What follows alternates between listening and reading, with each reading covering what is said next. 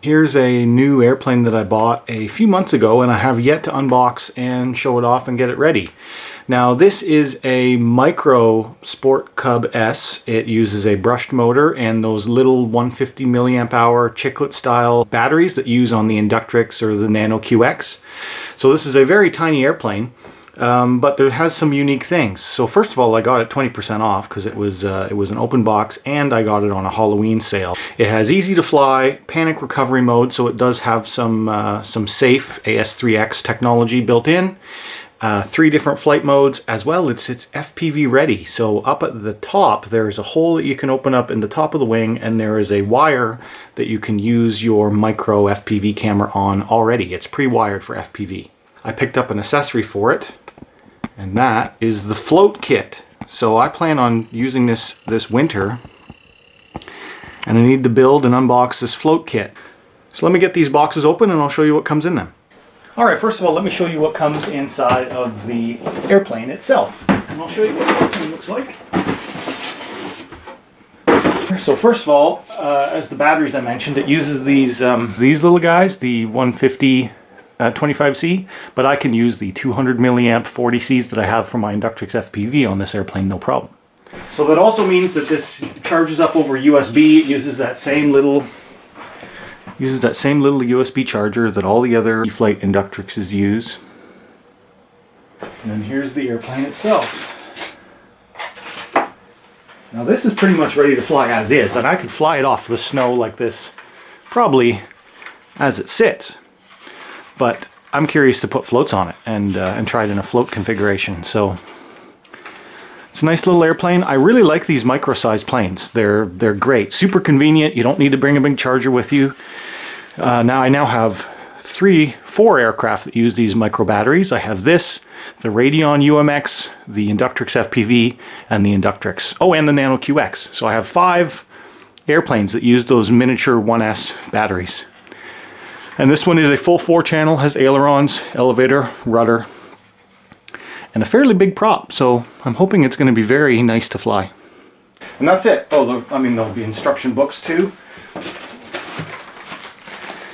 So you get your fairly big instruction book, and I believe this is the mount accessory for the floats.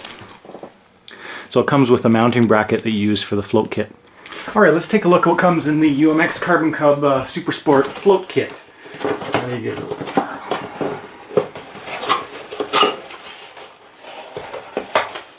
Your wire landing gear.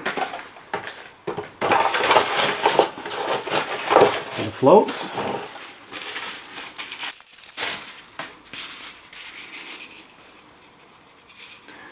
It's one of the floats. Nice little silver. Really light, super light.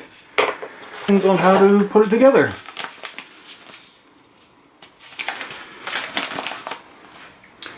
Build this and I'll come back when it's installed and ready to go. Alright, so now here is the Sport Cub S installed with the floats. It was tedious. It took about an hour of getting the float set up.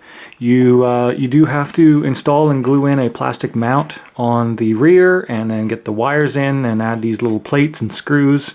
And the getting the original gear off was literally just pulling them off. There's actually nothing holding this gear on except for friction and the piece of Velcro that holds the battery on. So that was a little bit surprising.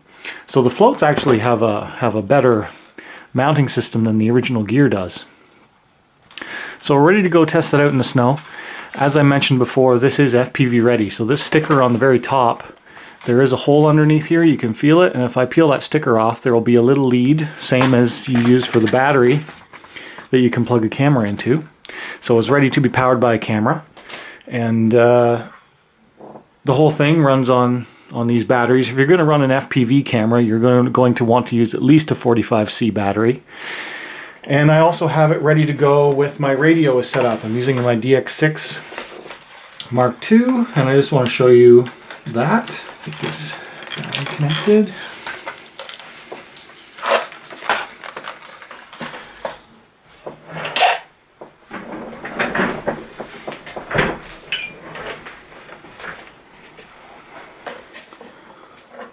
So I've got this ready to go, and there's actually 3 flight modes. I'm on Experienced mode. I've got it set up for gear switch D. So experienced mode is the very bottom. Intermediate mode. Beginner mode. And then I have my dual rates over here. Low rates. High rates. So for me, I'm fairly experienced, so we'll keep it in experienced mode, high rates, and then if it's a bit too much, I can go into a lower mode setting, as well as there is a safe panic recovery, which is the button. I have the button set up for that. Oh, it didn't bind for some reason. Oh, because I should have the transmitter on first. That's right. Never mind. Because I had set it for binding before, I was getting a little bit confused. So with the floats on, getting the battery in and out is a little bit hard because now you've got to fit your hand in there, and I've got my big hands and trying to fit everything in and out.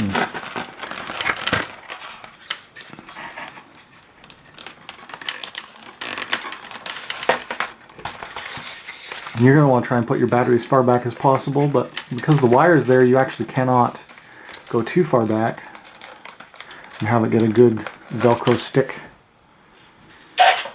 There, now it's set up. All right, so plenty of elevator travel, and that's on high. That's high rate, low rates. Low rates is 70%. Lots of rudder travel. That's low rates. High rates. Elevator seems a little bit tame, and it's set on the most extreme control surface, and that's all the elevator that you have. That's low rates and high rates. Not very much elevator authority, but I do wanted to just show you that it does also have the AS3X, so if I turn the motor on, now it's in the, if the wind blows it around, it can compensate for the wind. Alright, so we're ready to go and try and fly this out on the snow. Quickly, I wanted to show you that before I go out and fly, I do have my DJI Osmo Mobile set up on a tripod, and I'm going to be trying to use the active track feature on the airplane.